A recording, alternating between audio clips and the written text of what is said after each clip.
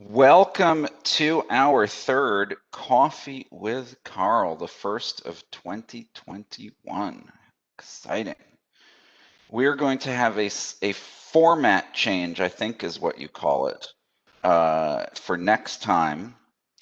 So rather than forcing you to get up early and get in front of your computer at 7:45, what we're going to do is we are going to tape these in advance, just me and Carl, and then I think the term is drop. I will drop it on the first Wednesday of every month, and then you can watch it at your leisure, sit in your bed in your jammies, whatever you want to do, and watch it at your convenience. So that's one change we'll make for next time. And today, Carl, our fearless leader of MDHA, will talk about his employment history and specific lessons that he took from each position that help him in his position today as the President CEO of Metro Dallas Homeless Alliance, aka the fearless leader of our homeless response system. So take it away, Carl. Great. Thanks, David. As always, thank you, everybody who's listening to this and who's watching it later, of course. We appreciate your commitment to learning more about our process, learning more about me. I hope these are helpful to you, just giving you some insight into where I'm coming from, who I am as a person, and what helps me lead this homeless rehousing system. So anyway, let me jump into it. Today I'm going to talk about my employment history a little bit. I'm going to go all the way back to the beginning real briefly. My first job that I ever had was as a newspaper delivery boy. And for those of you younger than probably, 40 or 50, they used to have these things called newspapers. They were actually made of paper, and you used to have a delivery boy or delivery person come around and deliver these things to your home way back in the day. And so that was my first job. I was probably about 8 or 9 years old, and I got my bike out and, had my paper route, as it was called, or route, and would go around delivering newspapers. So that was my first job. My second job was a little more substantial. I moved up to a dishwasher at a local restaurant. And from there, I actually worked my way into being a line cook while I was going through high school. So I would cook in the evenings and on the weekends after school. And what I learned from that job in particular, other than, how to flip hamburgers or make steaks or, make chicken, was that if you really, really worked hard at something, oftentimes it would allow you to move up. It would allow you to move to other positions. It would allow you to gain more responsibility, to basically just move up throughout, wherever you're at. So it really taught me about the value of hard work and really trying to give it your best, and people would notice you if you were doing really good work, and they would give you other opportunities. After I got out of high school, I joined the Army. David and I were talking about it a little bit. I actually joined before my 18th birthday. I was 17 years old. I had a late birthday in the year, and so my mother had to sign off on me joining the Army at the age of 17. So I did. I joined the Army at the age of 17. I went into the infantry. Um, and I had a really good experience. I say good experience, as good as you can have in basic training, I guess. This was back in the day when drill sergeants were yelling in your face. You've seen all the movies, I'm sure. They were yelling in your face. They were, making you do impossible things, really kind of testing your mettle throughout that process. And But one of the things that I really learned in the Army is one of the lessons I took from it was don't judge a book by its cover. This was the first time, again, I grew up in rural South Dakota. And so it was very white, honestly. It was middle class, Midwestern South Dakota. And all I knew was white people, people who were Caucasian. We didn't have anyone of any other race of any note in the city that I grew up in. And when I got into the Army, and particularly in basic training, I was immediately thrust into this environment where all kinds of people were coming from all different places, all different races, ethnicities, cultures, backgrounds, ages. I mean, everything. It was all this really, really diverse group of people. And what I started realizing is that we were all human beings, is that we were all very similar to each other. I had never met some of the people or some of the people and their cultures and backgrounds. I'd never met people like this before. And what I realized after, being with them and working with them as an Army unit is that we were way more similar than we ever were different from each other. But I also started to learn about racism. I talked with, we had two gentlemen, and I don't remember how the conversation got started, but somehow we got started on a conversation where people were from. And I found out that there was a white gentleman and a black gentleman. In the Army, by the way, we call everybody green. There are no colors in the Army. Everyone is green. We have dark green soldiers, we have light green soldiers, but everybody is green, and that's how we see it in the Army. There is no color other than you're green. That's who you are. So we had a light green gentleman, white gentleman, and a dark green gentleman, a black gentleman, who were both from Louisville, Kentucky. And they had just graduated high school as I had. They were young gentlemen, and they knew of each other. I mean, they knew who each other were, but they were from very different areas of Louisville. And they made it very clear that in Louisville, there were definite, distinct areas that were white and that were black.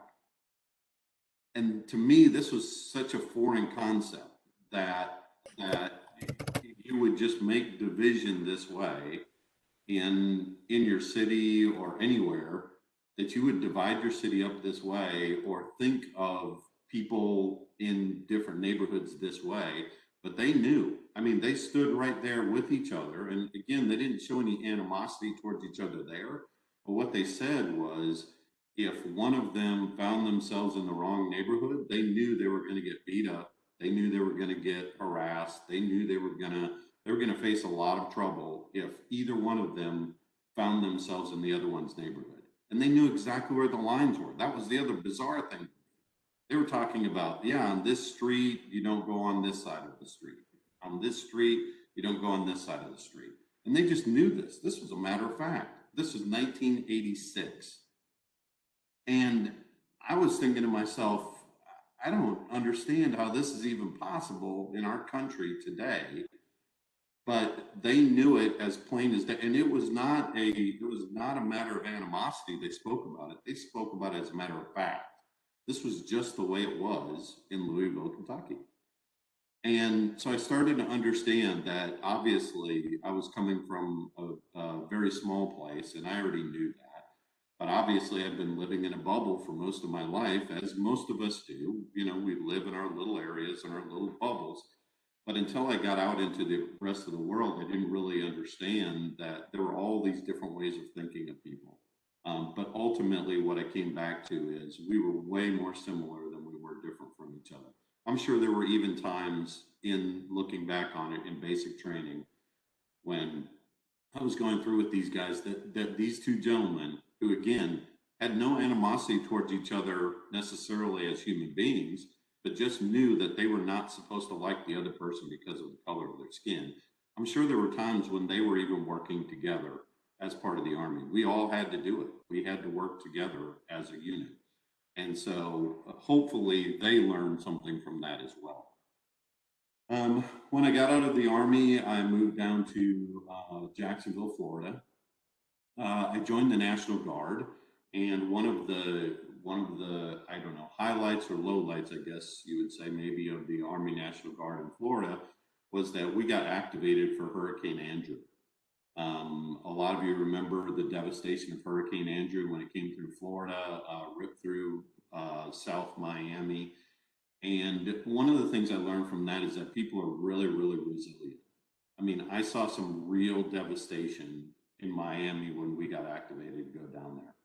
I mean, like, whole neighborhoods were gone. We would drive through an area and all we would see is just absolute just destruction and nothing standing. And people would say, yeah, these were whole neighborhoods before. And, people had made it to shelter, people had gotten out, and people were determined to come back and really restart their lives. And so I understood from that, and I learned the lesson really of human resilience there, is that no matter what you've been through or what happened to you, what circumstance happened to you, that we're really resilient as human beings. Um, my first job in the homeless housing response system was doing street outreach. And what I learned from that was that, number one, our homeless rehousing system really had to improve. I got to see the people who had basically fallen through the cracks. The people who, and the ironic thing, if you want to think about it, and the thing that I noticed the most when I was talking with them, is that these were not new people to the system. Most of them had been in our system already. They had already tried to go to shelters. They had already tried to get into housing programs. They had already tried to go through substance abuse treatment programs. They had already tried to do these things. What they were telling us and what they were telling me is these things are not working for us, Carl. We have to find other ways. We have to be more creative. We have to figure out different ways to help me as an individual, because I have a different set of needs than every other individual that's out there. And I really needed to look at them as individuals, and I really needed to make sure that they were getting what they needed in order for them to become housed. It also helped me dispel the myth of people wanting to be homeless. I had heard that many times. I had heard people talk about that and say that, yeah, there are just some people who want to be homeless. I never found that to be the case.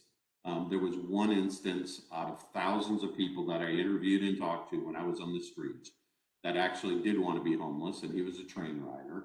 And he said, in a few years, I'll probably want to get a home, but right now I'm just riding the trains, and that's what I do. But everybody else, honestly, really wanted to be in housing. What they were saying when they initially told me that they wanted to be homeless, and after I dug into it later, I realized that's not really what they were saying. What they were saying is, I don't believe you. I don't believe that your system will work for me anymore. I don't believe that it's possible for you to house me. And what I had to do is I had to overcome that as a street outreach worker. I had to let them know that, yes, we're going to try things differently. We're going to work on different systems. We're going to try and find different services for you. We're going to figure out what worked for you, and we're going to get you into housing. And so I had to overcome that, but it was a myth. People really did want to be housed. They just didn't believe it was possible, because they've been in the system so long and they've tried so many things already. One of the other programs that I was a director of was a housing program called the HOPWA program. It's housing opportunities for people with AIDS. And again, this was back in the early 90s. And HIV and AIDS was still kind of a new epidemic at that point, I guess, a little bit. And one of the things that I really started to understand and learn from the people in those programs, the residents in those programs, was that we really needed to treat everyone individually, is that we had to help them individually. We had to understand what their needs were individually, and we had to work with them individually. They were so different. I mean, this population of people were so different. They came from so many different places and had so many different stories and were such different people that it really made me realize that we had to look at people as individuals. We could not have one size fits all, and we could not have one type of housing that was going to work for every single person out there. So we really had to treat them all as individuals, even though we obviously had parameters within our housing program. But the reality was that each one of them we had to treat differently within that program and be flexible with them. Another program that I helped actually start was a veterans transitional housing program, which was also attached to a culinary arts program, which is really interesting. I did not know that much about culinary arts. Of course, I had been a line cook in high school, but I didn't know that much about culinary arts. But we had a top level chef, like an executive chef, at a local restaurant who came in and actually taught a culinary arts school to veterans who were homeless, coming in off of the streets. And so they lived at this housing that we had set up for them during the term of the culinary arts program. And the idea was once they were done with the program, we would get them jobs in hotels and restaurants and things like that through the culinary arts programs. What I really learned from that is about second chances. A lot of the people that were there not only had trauma from their veteran experience, but a lot of them also came out of the correctional facilities. We had a lot of people who had felony convictions, who had, severe misdemeanor records, long criminal histories and long criminal records. And what I really learned from a lot of the gentlemen there that we worked with was, even people with the most obstacles want to and can succeed in our system if we really work with them. I mean, you were talking about guys who had spent their last 25 years in prison, who had just gotten out, who were veterans, who had just gotten out of prison, had come here to this program, and now they were going to try and become sous chefs and become chefs in high-end restaurants. And it was, for some of them, it was the most ridiculous thing in the world. They were like, "Are you kidding me? I'm creating this little, French sauce or whatever for my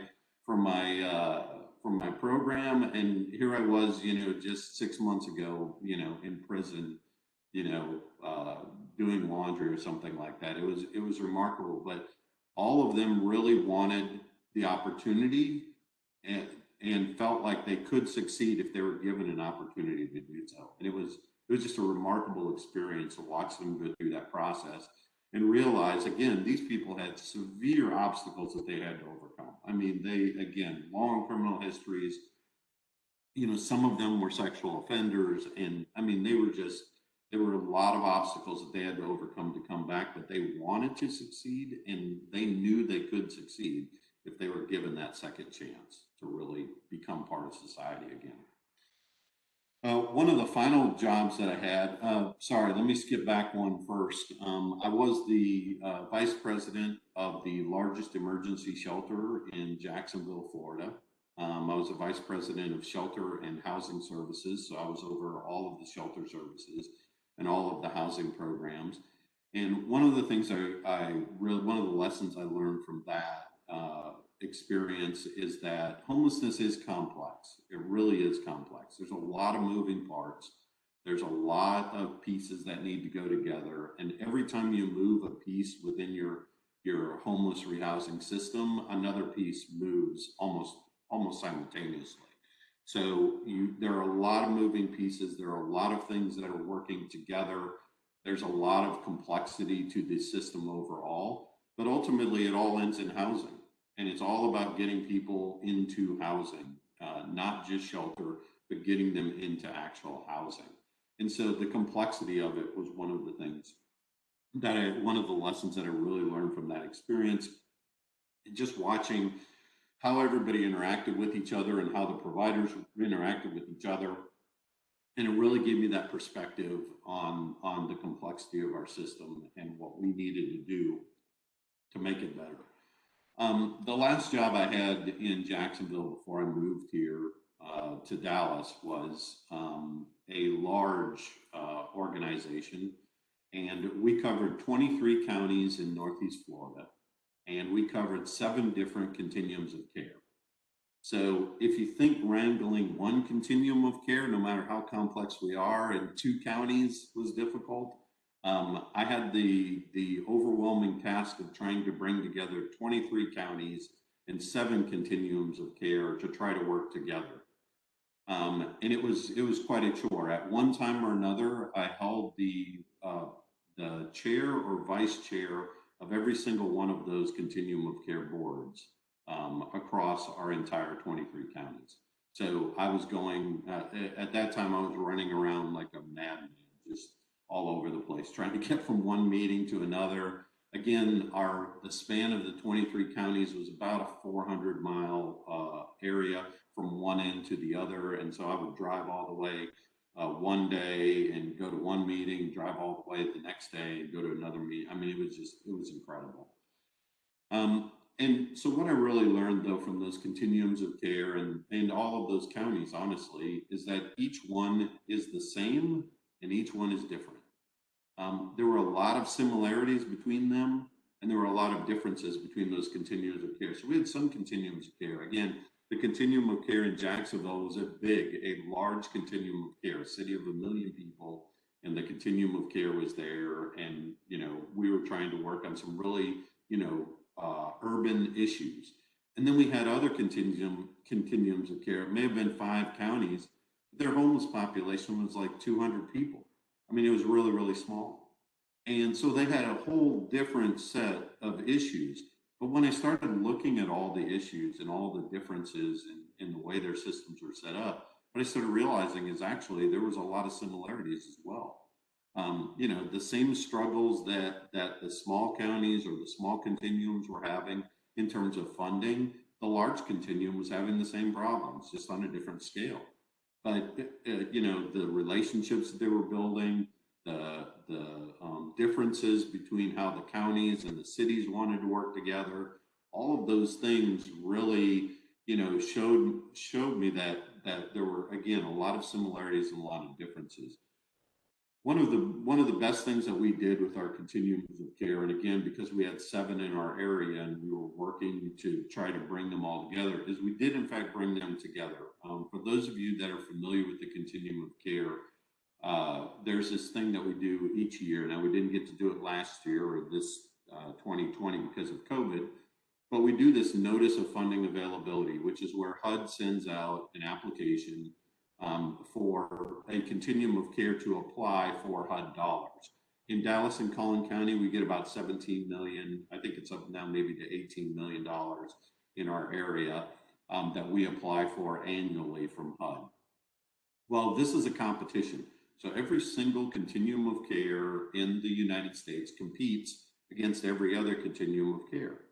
And you get scored and you get rated, and they rate you on the effectiveness of your homeless rehousing system and your data and all these different things.